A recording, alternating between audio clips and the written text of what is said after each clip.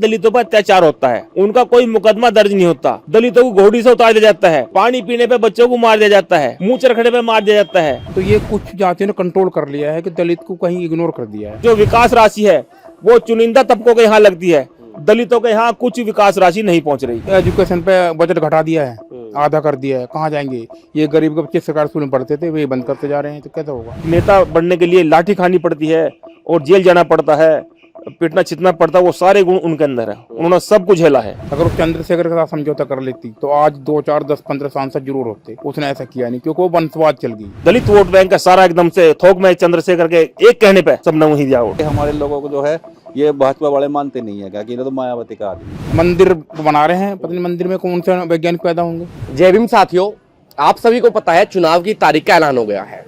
इस समय हम उत्तर प्रदेश के जिला मुजफ्फरनगर में मौजूद हैं। आप मेरे पीछे देख सकते हैं कुछ लोग मौजूद हैं एक समय पर जो बहुजन समाज पार्टी के समर्थक थे। अभी जब इनसे बातचीत कर रहा था कुछ लोग कह रहे हैं कि अब जब बहन जी चुप हो गई है तो अब हमें एएसपी का समर्थन करना पड़ेगा। हालांकि जब मेरे कुछ लोगों चुनाव के ऊपर भी बातचीत हो रही थी, कुछ लोगों ने बहन जी के कार्यकाल के बारे में बातचीत की है। अब आप सभी को पता है चुनाव की तारीख का ऐलान हो गया है। लगभग 1 महीने बाद चुनाव शुरू है। लगातार हम लोग हर गली, हर क्षेत्र, हर गांव में जाकर लोगों की रणनीति बता रहे हैं। इस समय हम रामनगर में मौजूद है। आप मेरे पीछे देख सकते हैं कुछ लोग बैठे हैं। चलिए इससे बातचीत करते हैं बहन जी के कार्यकाल के बारे में और जो बहुजन समाज के नए नेता हैं चंद्रशेखर आजाद, उनके बारे में भी बातचीत करेंगे। क्या नाम है आपका? राम नरेश है जी।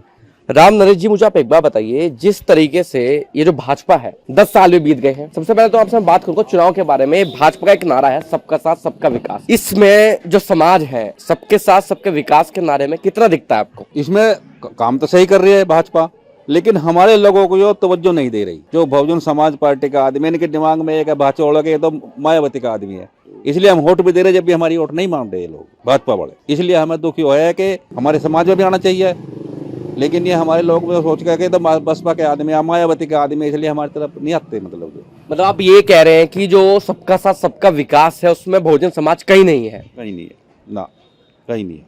वोट देने के बाद भी नहीं है ना, कोई नहीं। सब कारण क्या लगता है आपको? कारण यही है जी, तो कहते हैं मायावती का आदमी। किसी पार्टी को वोट देते हैं हम, लेकिन वे सब नोचा मायावती का आदमी है। दुख होता है कभी इस बात का? हाँ, दुख होता है हमें इस बात कि हम वोट दे करके भी हमारी वोट नहीं गिनी जा रही कहीं। अब ये जैसे रामनगर गांव है, पूरा गांव बहुजन समाज का है। हाँ जी। सांसद है संजीव बालियान, जाट बिरादरी से हैं।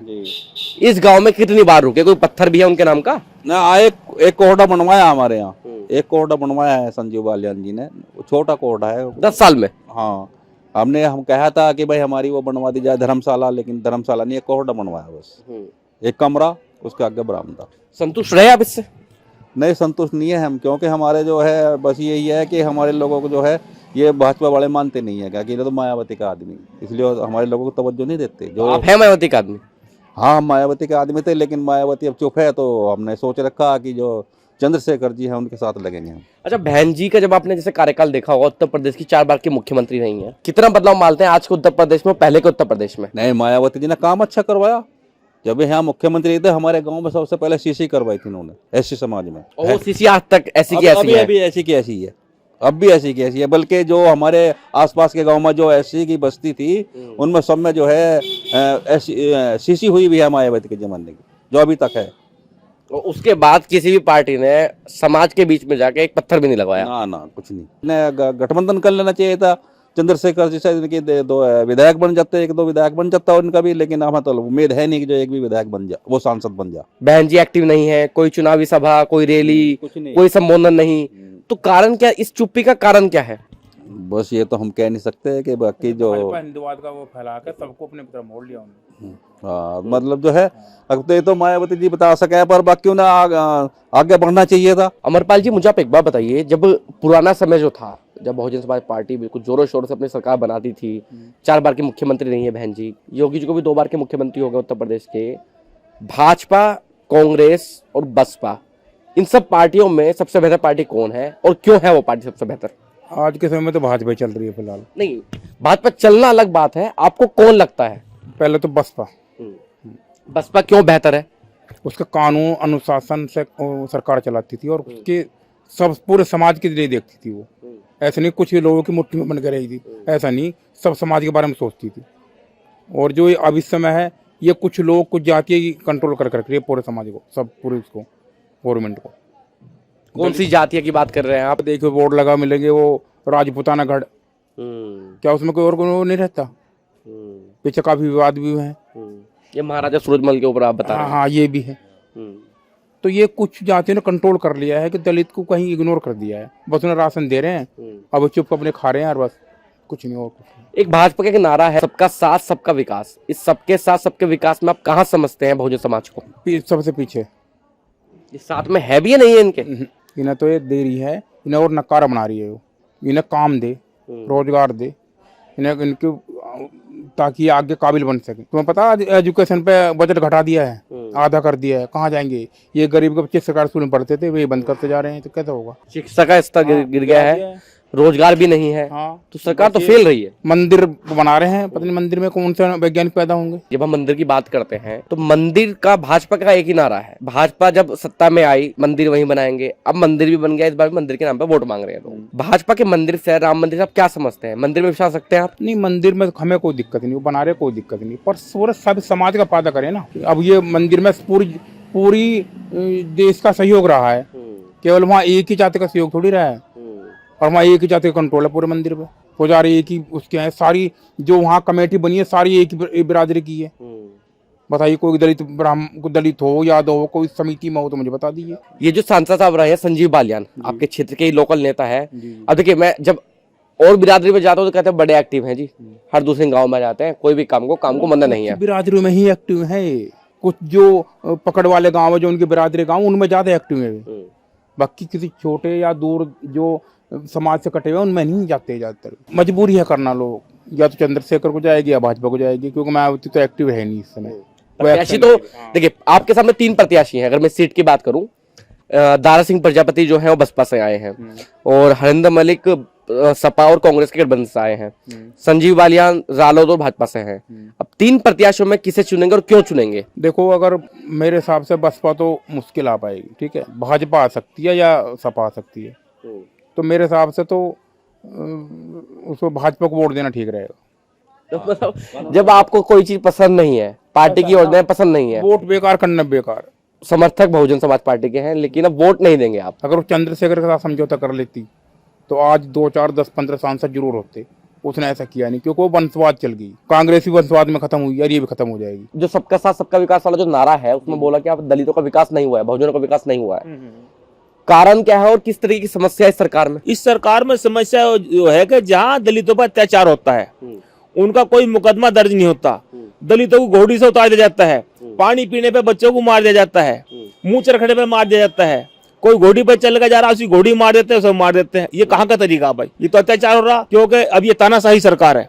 और मैं चाहता हूँ अगर 24 में आ गई तो ये आरक्षण को खत्म कर देंगे, ये संविधान को खत्म कर देंगे, तो और दुर्दशा हो जाएगी दलित समाज की।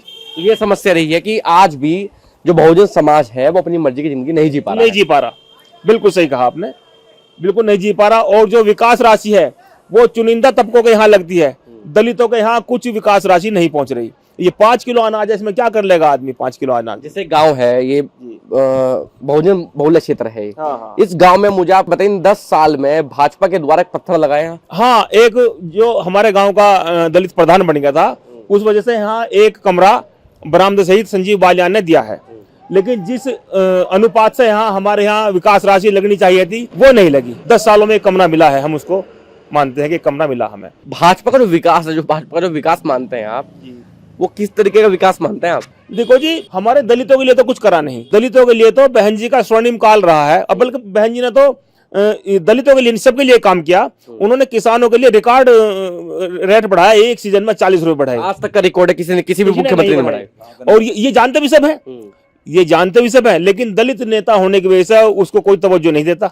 अन्य ये सब जानते, किसान लोग जानते हैं कि भाई जो है। लेकिन आप मुझे एक बात तो बताइए, देखिए ये बात तो मैं आपकी गलत कहना चाहूंगा। आपने बोला कि दलित नेता को कोई तवज्जो नहीं देता। अगर तवज्जो नहीं देता तो 4 बार मुख्यमंत्री नहीं बनती वो। क्या करें, मतलब बहन जी निष्क्रिय हो गई। जितने बड़े वरिष्ठ नेता थे, कामयाब नेता थे, बेस से जुड़े हुए नेता थे धरातल से, वो सब एक एक छोड़कर पार्टी चले गए। अब बहन जी अकेली रह गई। अब चले गए या जाने दिया? अगर मैं आपके घर में रहता हूं और आप मुझे ये कह रहे हैं कि मैं मुझसे बात नहीं करेंगे, मुझे आप तवज्जो नहीं देंगे, और मैं आपको भाई साहब करता नहीं थक रहा हूं, तो मैं कब तक रहूंगा आपके साथ फिर? बिल्कुल सही कहा। जब उनको तवज्जो नहीं दी तो वे निकल के पार्टी छोड़ के चले गए, और वे गए इन्हीं की वजह से। उनकी तरफ से कोई दिक्कत नहीं थी। पढ़ते तो हम भी न्यूज पढ़ते हैं, अखबार ही पढ़ते हैं। वो बहन जी ने जब उन पर ध्यान देना बंद कर दिया तो आदमी कब तक घुटन महसूस करेगा। वो अब आप मुझे एक बात बताइए, कुंवर दानिश अली याद है आपको? जी हाँ, याद है अच्छी तरह। कितना बड़ा हादसा हुआ उनके साथ? उनके साथ इतना बड़ा हादसा, एक शब्द नहीं बोल रहा, उनको संसद में इतने अपशब्द बोल लगे, इतना अपमान हुआ, तो उस पर बहन जी को बोलना चाहिए था, लेकिन एक भी ट्वीट नहीं करा, ना बोली। अब न जाने अब क्यों। विपक्ष के नेता जब उनसे मिलने पहुंचे तो आदमी कहाँ जाएगा? अब दुख के समय में जो आदमी उनके साथ ही खड़े रहेंगे। देखो, उसने रमेश विदुड़ी जो थे सांसद, उन्होंने बहुत बड़ा अपमान कहा दानिश अली का, हमको बहुत दुख हुआ। अपनी दानिश अली का जो अपमान हुआ गलत है। रमेश विदुड़ी कोई समस्या थी तो अपनी बात तरीके से रख सकते थे, लेकिन लोकतंत्र के मंदिर में और इतना बुरा बोलना बहुत कहीं ना कहीं बहुत ही शर्मनाक घटना थी। वो बहन जी को जरूर बोलना चाहिए। भाजपा ने भी कोई ज्यादा बड़ी कार्रवाई नहीं करी थी, हालांकि टिकट तो काट दिया अब उनका। अब टिकट काट दिया होगा, बीजेपी का किसी और को दे देंगे। जो एक बहुत बड़ा तबका है, जो एक समुदाय का, यानी कि मुस्लिम वोट बैंक, उनको ये ऐसे लतियारे तो फिर दलितों को तो बिल्कुल लतियावेंगे, बहुत बुरा और बुरा व्यवहार करेंगे। जो लतियाने वाली बात की आपने, जैसे पहले की अगर मैं बात करूं, जैसे जो बहुजन समाज है, जाटों के यहाँ, ठाकुरों के यहाँ एक खेती, एक मजदूरी का काम किया करते थे। आपके जीवन में कभी एक्सपीरियंस हुआ है कि छुआछूत जैसी चीज आपको कभी देखने को सुनने को मिली हो अपने जीवन में कभी? देखो, हमारा तो गांव निखालिस दलित है, यहाँ तो और कोई है नहीं, लेकिन हम अब केले गांव से बात नहीं बनती। हम सारे प्रदेश की बात कर रहे हैं कि अभी भी बहुत दयनीय स्थिति है, चारपाई पर नहीं बैठ सकते। और आपने कभी एक्सपीरियंस की है? हमारे यहाँ तो हो नहीं, पर बाहर जाकर तो है भी है, खूब है। नहीं, अगर आप बाहर कभी घूमने गए हो, आपने खुद अपनी आंखों से देखा है कुछ ऐसा? मैं बताऊंगा, जब तक सामने वाले की जाति पता नहीं कर लेता हिंदू वर्ग में, उसको तसल्ली नहीं होती। और उसका जाति पता लगता है, उसका व्यवहार बदल जाता है। जाति का पता लगता है कि ये दलित है, तो सामने वाले का व्यवहार बदल जाएगा। जब तक जाति का पता नहीं लगेगा तो उसका व्यवहार और रहेगा। चंद्रशेखर जी को तो मैं ये कहना चाहूंगा कि चंद्रशेखर जी में जो है, जैसे कि वो एक नेता बनने के लिए लाठी खानी पड़ती है और जेल जाना पड़ता है, पिटना छिटना पड़ता है, वो सारे गुण उनके अंदर है। उन्होंने सब कुछ झेला है। और अगर पूरे इंडिया में दलित नेता कोई है तो केवल चंद्रशेखर है, यानी बाकी सब आरक्षण के नाम पर मलाई काट रहे हैं। चाहे अठावले हो, चाहे रामविलास पासवान का लड़का चिराग पासवान हो, सब चाटुकार हो गए बीजेपी के, लेकिन चंद्रशेखर भाई भी बीजेपी में है। बिल्कुल बिल्कुल, पशुपति है उसका चाचा, वो बीजेपी से है। लेकिन अभी चंद्रशेखर एक ऐसा अकेला लड़ रहा है दलितों की लड़ाई।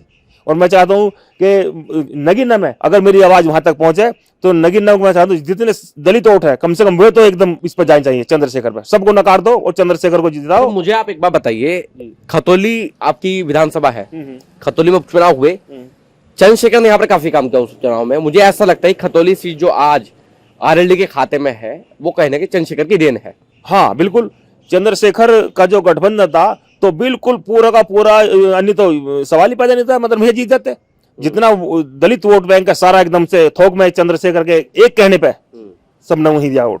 लेकिन जब बात चंद्रशेखर को जरूरत है, अखिलेश यादव भी अपना प्रत्याशी उतार रहे हैं, बहन जी भी अपना प्रत्याशी उतार रही है, भाजपा की तो खैर उम्मीद है ही। देखो, कम से कम बहन जी को वहां प्रत्याशी नहीं उतारना चाहिए था, भले ही वो, लेकिन एक आदमी हमारा अगर जीत जाए, मैं समझता हूँ 100% जीते तो हमारा लोकसभा में एक आवाज उठाने वाला रहेगा, नहीं तो कोई नहीं रहेगा। अच्छा, बहन जी अगर ये हमारा शो देख रही हो, उनको क्या कहना चाहेंगे आप? मैं बहन जी को कहूंगा बुद्ध भगवान उनको सद्बुद्धि दे और वे चंद्रशेखर आजाद को पार्टी बना लेकर तो कम से कम इस नगीना सीट पर समर्थन कर दें। आगे के लिए मार्ग प्रशस्त होगा दलितों का, राजनीति में आवाज उठाने वाला हो जाएगा कोई, नहीं तो दलित राजनीति का यूपी में तो बंटाढार हो लिया जी।